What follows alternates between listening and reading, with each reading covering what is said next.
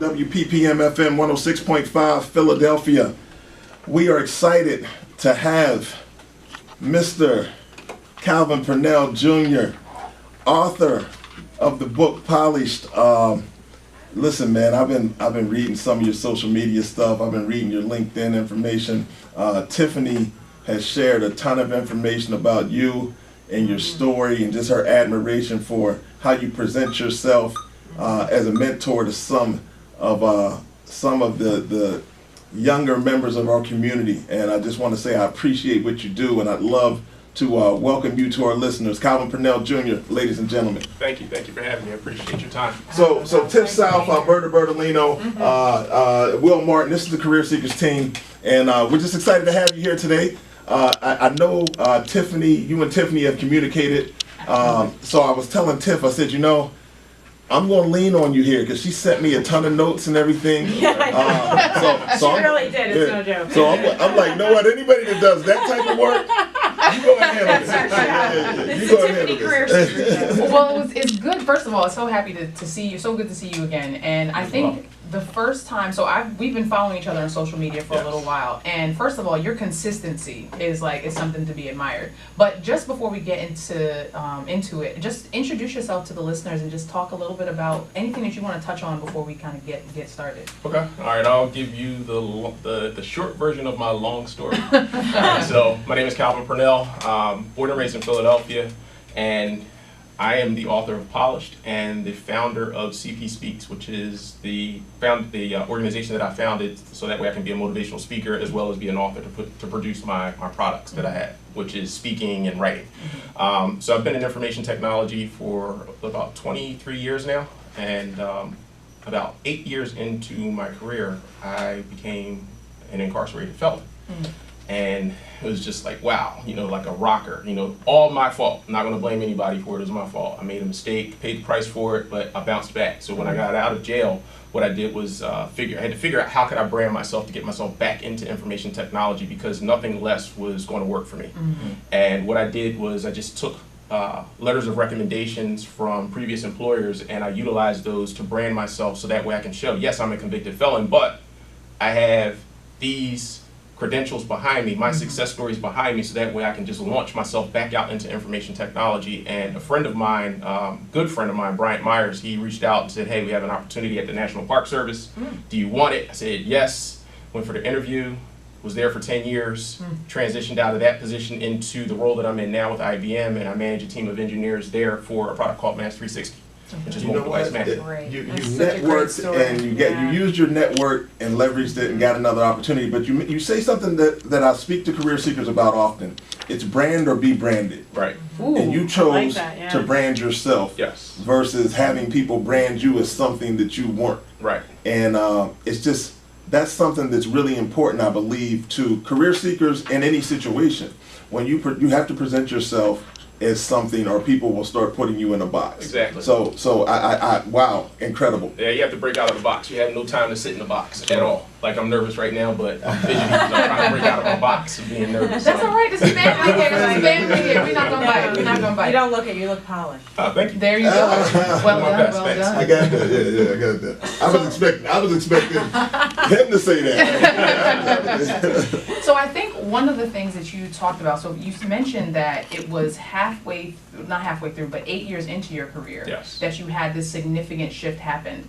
So can you talk, and I know that some of our listeners have challenges, various types of challenges that they have to overcome. If you could give someone a tangible piece of advice, let's say they just got home, they know that they had this career before they came out, what is one of the first things that they should try to do in order to get themselves back to the place that they want to be as far as their careers go? So for me, it's being spiritual, praying. I give it up to God every day, because without God, I couldn't have done anything that I've done to this point. And just that's the biggest part for me. But the second part is not giving up on yourself, and that's my tagline. You cannot give up on yourself, because as soon as you throw the towel in for yourself, you're done. It's a wrap for you. So you just cannot give up on yourself. If you know that you had these opportunities and you've been successful in the past, you can do it again. You just need to tap into those talents and those gifts that you have to make it happen for yourself. Absolutely. I want to talk a little bit about your, first of all, here goes, this is a shot of Polished, Yeah. everyone. It's a beautiful book, and these shoes, this brother, in his shoes and his suits, always polished, literally. You know what I see he has a stack of books over there, so we're definitely going to probably take those off his hands. But in fact, I think we probably should. I tell you what, career seekers, if you're listening, well, I know you're listening, but we're going to make an announcement on on the US Career Seekers Twitter feed, and also on the all of our social media accounts. Actually, yeah, how about absolutely, that? yeah. At Tiff South, at Alberta Recruits, and maybe, just maybe, the author may put one of these items in your hand. So it's the Career Seeker Show. So you see I got my little notes here, I'm a little nerd. She but, I do my research, I've been a student most of my life. You're just thorough, you're not a nerd. So I wanted, there was something that I saw in your book. It was, you put some of the lines from your cover letter. Yes. And you talked about your experience working at McDonald's. Yes. And how that could translate to your career in the technology industry. Right. And I want you to talk a little bit, if you can, how do you translate those skills to make them applicable? They seem, if you, on face value, I worked at McDonald's, this is not applicable, I want to go work in an office. Yeah. How does someone say, well, I want to make this transition to this career direction? How can I make my skills sound transferable? Okay, so McDonald's, that experience is straight up customer service. As far as I'm concerned, every job is customer service related because you're dealing with people. And what I did was at 15, 16 years old, working at McDonald's, I was an introvert, and I'm still an introvert, and I had to break out of that box and learn how to speak to people and learn how to be nice to people, because I was just straight face, straight up Philly, up and down, grilling all day, every day. So being in that situation, working at McDonald's, it was like, okay, now I need to be nice to people. So I'm going to be nice. And I presented myself as this person is being nice, and I had to use those skills and learn those skills and transition them into my field in information technology. And because I'm in information technology, everybody that I service is a customer. So utilizing those skills that I had at McDonald's, being nice, smiling, making sure that I satisfy those customers as much as I can, and making sure that they have a quality finished product at the end of whatever it is that I'm working on for them, it makes them happy. So that was my call, just making sure that they were happy. So it's basically it's like a translation, right? So Right. you know, if you're serving food to a customer, there's something that they're expecting at the end of that transaction. Right. If you're working in an office environment, if it's a project, if it's an Excel spreadsheet, if it's an email or memo or whatever it is, that your boss, your supervisor, your colleague is also a client, it's a customer, and you have to give them that product that they're asking for. Definitely. All right, all Yeah. right. So mentoring. I know that's so part of one of the reasons you wrote Polished is to kind of give some of the mentoring and career advice that you learned along the way, Right. and that either you learned it on your own or someone helped pass it on to you. How do I go about getting a mentor? If I don't have a mentor right now, how do I go about getting a mentor? Okay, first thing is having focus and a vision of what you want to do with your life and your career. Once you have that focus and that vision, you see that, and then what you need to do is find people who are doing what you want to do. Once you find those individuals who are doing what you want to do, at that point, you need to find out where they go, find out where they work, find out the type of things that they like. And once you find out that information, you kind of like want to be a stalker. I was just gonna say. But you want to do Gentle it in stalker. gentle. You want to be gentle. You want to be able to ease your way into that process, because you have to introduce yourself to this person. Let them know, hey, I've been doing my homework on you. I see that you're in this particular career, and this is where I want to go. I have 0 experience, or I have 5 years experience, but I need something else that's going to catapult me in my career. Can you help me? And you know, Calvin, it's so interesting now because you were speaking about a situation, let's just say 20 years out, but now with social media and LinkedIn and tools like that, you can actually get in contact with people. Like definitely. before, you might have had to show up at their office or meet them at an event, Right. but now you can actually reach out to someone electronically and say, hey, listen, I really would love 15 minutes of your time. Right. And so for people that are listening, getting a mentor has never been easier than it is right now. Right. You know, so. And I have one more point to Yes. make. With social media, you can get a virtual mentor. So one of my real life mentor right now today, Dr. Shantae Bishop, she was a virtual mentor for me. I listened to her podcast continuously, religiously, and the information that she was pouring into people, I was like, wow, I need this information, and I was hungry, and I had to grind and drive and just continue to listen to it. And now she is my mentor. I speak to her regularly. You know, we have conversations, and I'm a part of one of her groups. So you know, you just have to go out there. And the other part of social media and finding mentors, you don't necessarily have to have that mentor in your ear, because people offer up free information on social media regularly. I do it every day. Yeah, we all do. Yeah. Absolutely. Go ahead. I was just gonna say, I love the fact that you have a female Yes. as a mentor. Oh, I have So quite a that few just- mentors. Yeah. So our listeners, we've been talking about mentorship and networking. It doesn't just have to be your same sex. It could be, you know, your same gender. It could Or be, exactly race, the same in different Absolutely. industries. Yeah. Right. Because you talk, and one of the things you talk about is your invisible board of advisors. Yes. Right, and that is it's exactly that concept Right. of accessing information from different people in different places to get you some of the information. Who is on your invisible board of advisors? Okay, so first and foremost, Jesus Christ. And this is out of order. Napoleon Hill, I was Eckhart going to Tolle. say, I was reading, well, Think and Grow Rich, and he speaks about an invisible That's where I got board that of- from. Right, exactly. Yes. Let's see. Thich Nhat Hanh, he's a Buddhist monk. I'm a Christian, but I listen to, I follow practices Yeah. from Buddhism, from Buddhists Wonderful. because it's mindfulness and awareness. And I spent 5 years in anger management therapy. Mindfulness and awareness has brought me back down to life. Therapy is the truth. So yes, That's the truth. my mom and dad, you know, my grandparents. So you know, they are on my board regularly, and I have conference calls with my mom and dad just to give them updates every now and again on what's going on in my life.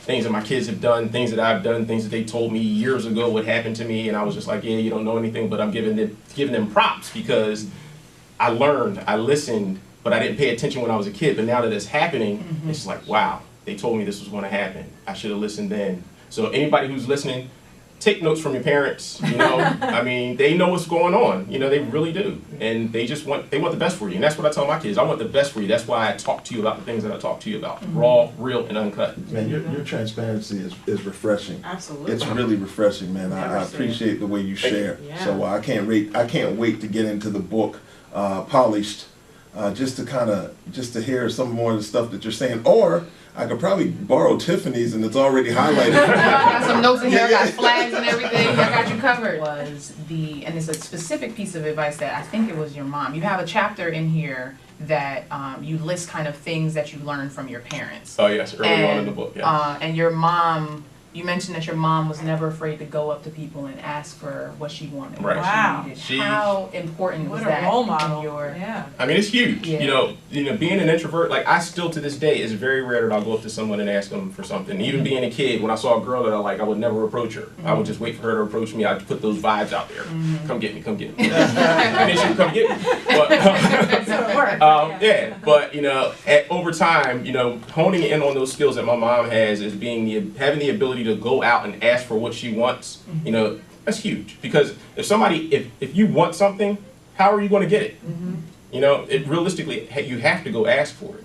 You know, so she just has like the largest you know what's, and just will go up to anybody and have a conversation with her. And when I started picking up on that art, it gave me the ability to approach CEOs and have conversations with them and ask them, how did you become a CEO? What made you want to do these types of things? And a lot of CEOs took me under their wing and just was like, hey, I've never been asked this question before by anybody. I'm glad you asked. It's refreshing. It brings me back down to earth. So, hey, you know, they want to give up information and help you out as much as possible. The answer is always no if you don't ask. Right. You know? That's right, So you have to ask. You don't ask, you don't get. There you go. Closed mouths don't get fed, as my mom used to say. I'm trying to find it and I can't find it. Anyway, it doesn't matter. It's okay, because we have so many other good things going on. Okay. So if you can pick one piece of advice from the book to share with people, what? Because there's a lot of advice. Like, I mean, sentence by sentence is like nuggets of information. What is the most important piece of career advice you think that you could share with someone? I have to go back to my tagline. You cannot give up on yourself. You can't, you know, because if you throw in the towel, you end up with nothing or less than what you actually deserve, because everything that we envision for ourselves, we see ourselves out there like 5 years from now, this is what I see myself doing. You can't give up on yourself. If you give up on yourself, you're not going to get it. Yeah. So that's the biggest piece. Yeah. And visualizing, it sounds like it's important for you to visualize where you want to be and then figure out what actions you need to take Right. in order to get there. Make a plan. Yes. So you work in information technology, which is an industry that is blowing up by the second, and there are so many different opportunities. If you if someone is interested in breaking into that industry, what would be a really good way for them to, if they have no technical background, how could they get started in getting a job in information technology? I'd say start in the customer service area. If you can find an organization it doesn't have to be information technology driven, but it could be, because every organization has information technology in it somewhere. Start in a customer service division, or maybe even in the mailroom. Just start to find out little intricate ways to get into that place, and once you do that, you'll see different areas of information technology, because there's a huge umbrella, and you need to find out exactly what it is that you want to do in information technology. Once you figure that out, find a mentor. Find out who that person is, what they're doing, how did they get to that point where they are in their career, and of course, go back to school. Go to school. You need the education. There's so many things out here now that gives you opportunities to learn. What you have to do is just find those things, and it's free education. So what you can do at that point is go volunteer somewhere, offer up your time, just go sit underneath some people. We have social media. People are showing you how to do things. I had a 2001 Lincoln Navigator, and my heater core went on it. And I found out it was a $2,000 job to repair it. Guess what I did? I went to YouTube. I YouTubed it. The guy had instructions on how to do it. He said, this is what you do. He streamlined it. And then he said at the end of it, he says, now print out these instructions. 48 steps. So 48 steps you need to go through. And there was like a few hundred screws. I want to say about 500 screws. You drop down the steering column. You pull out the dashboard. You go up underneath of the hood. You pull some things out. Follow step by step by step by step. The last step was number 48. He said, now follow these instructions backwards. I am not a mechanic, but I fixed that daggone car. I saved $2,000 for a $40 part. Wow. It's interesting. So many lessons in that. It's interesting, you mentioned education, and I think you're right on point. Education doesn't always have to be at a university, right? At a college, and especially in technology, there are ways to. I was at an event at Google's offices in Manhattan, and it was a per scholas event, and they were the people from Google were saying that the person that runs their Android department has never went to college, but they're just a whiz on that platform, and they're pretty much self-taught and taught themselves off the internet and things, and they're at Google. Everyone wants to go to Google, right? And this is Google that's saying, look, the person who runs our Android department doesn't even have a college degree. Yeah. So I'm not saying don't go to school, people. Don't get that misconstrued. But all I'm saying is that there are so many ways in today's world to get education. Yes. For someone to sit back and say, I can't go to school or I can't get the education. This man just fixed a car off of YouTube. I can't believe it. Exactly. 48 steps too. That's not a simple task. It isn't. It isn't. I don't know if I would have done 2 days to do it. 8 hours first, 7 hours a second. But I had passion, and I was driven to do it and to get it done. I needed my vehicle because I had to get my family around. $1,960 saved too, right? And when I found out the part was $40, I said, "The heck with that! I'm not paying anybody $2,000 to do it." I had an air compressor, and I needed to go buy an air ratchet. I went to Home Depot, grabbed that. And you made it happen. So that actually sounds a lot like your story. Is you don't necessarily have the tools, obviously, in your hands when you start, but you find a way to make what you do have work and get those things that you need in order to bring that stuff together. Another thing that I didn't know how to do, that I had to learn how to do, 15 years old, nothing but a pair of clippers for Christmas from my dad. He said, "Merry Christmas, learn how to cut hair. I'm tired of giving you money." I've been a barber for 25 years. Oh my gosh, you are a renaissance man. I cut NBA players' hair. I cut a lot of my friends' hair. Random people come in from LA from my friend who's a barber in LA. They hit me up. And hey, what hotel are you at? What time do you need me there? I go. There you go. So it sounds like we should have had you come a little earlier. I mean, I might need a little lineup in the back here. Right. Too. No, so I really want to know what is next. What's on your next goal list for yourself? You have a published book. You've established this company for yourself. You're doing really well in your career. What is the next thing that you want to see for yourself? So currently, more books. If I could sit at home and just write all day, I would do it. hands down. You know, if I could afford to do it, I would do it. But right now I can't. But right now I'm working on 3 more books. Polish is a 3-part series, so I have the 2nd and the 3rd coming out. My goal is to have the 2nd book of Polish submitted to the publisher by the end of the year. And the 3rd book, I'm not going to put a timetable on that. And then the 4th book that I'm writing is dealing with single fathers. Not going to go into too much detail on that, but outside of that, you know, that's my big deal. And to be a motivational speaker and just to continue to put messages out there, go back to schools, talk to children. Elementary school, I just had that first experience last week, talking to 2nd, 3rd, 5th, and 6th graders enlightened me. It told me, hey, Polish, the Young Professionals Guide for Success, needs to get dumbed down and put into elementary school, middle school terms, so that way they can understand it, because they ask the best questions. Started off in the 2nd grade, and these kids were just throwing questions at me left and right. So speaking of questions, we probably got about 90 seconds here. Okay. I'd like to ask you how our listeners can get in contact with you. What's the best means of getting in contact with you? And then any closing remarks that you have for people that are out here actively looking for employment. Okay. All right. So to get in touch with me, email is cp@cpspeaks.com. Website is www.cpspeaks.com. Social media on, you can just search for me, Calvin Purnell Jr. Instagram, it's Mindfully Speaking, but you search Calvin Purnell Jr., it'll come up. Twitter, CP Speaks, but Calvin Purnell Jr. will come up. LinkedIn, straight up Calvin Purnell Jr. Facebook, Calvin Purnell Jr. And to answer your question, people who are seeking career opportunities, again, just figure out what your vision is. Find out what you want to do in life. Focus on that, and then just go for it. Get some education, however you choose to seek it, and just ball out. Have fun. Learn. We really appreciate you, man. It was a great 30 minutes with you today. Thank you so much for coming out to the Career Seekers Show. Thank you. Wow, incredible. Calvin Purnell Jr. I expect all of you guys to reach out to him on your social media feeds and just connect with this man. This gentleman is incredible. It's the Career Seekers Show, live here on WPPM LP Philadelphia. We are wrapping up. So I'd like to thank Philly Cam. I'd like to thank Tiffany Sutherland, Alberta Bertolino, Will Martin, and of course our guest today, Ricardo Maldonado, Calvin Purnell Jr. It's been a great show. We do it every Wednesday from 4 to 5 here on Philly Cam at 106.5 in Philly, or you can catch us at the East Coast Executives Facebook page. This has been incredible, man. It's been an unbelievable week. I was really excited to have these gentlemen here today. And I just want to thank all of you for tuning in. Facebook followers, live stream listeners, and just our listeners on 106.5. We just appreciate you so very much. Philly, we'll be back at you next week.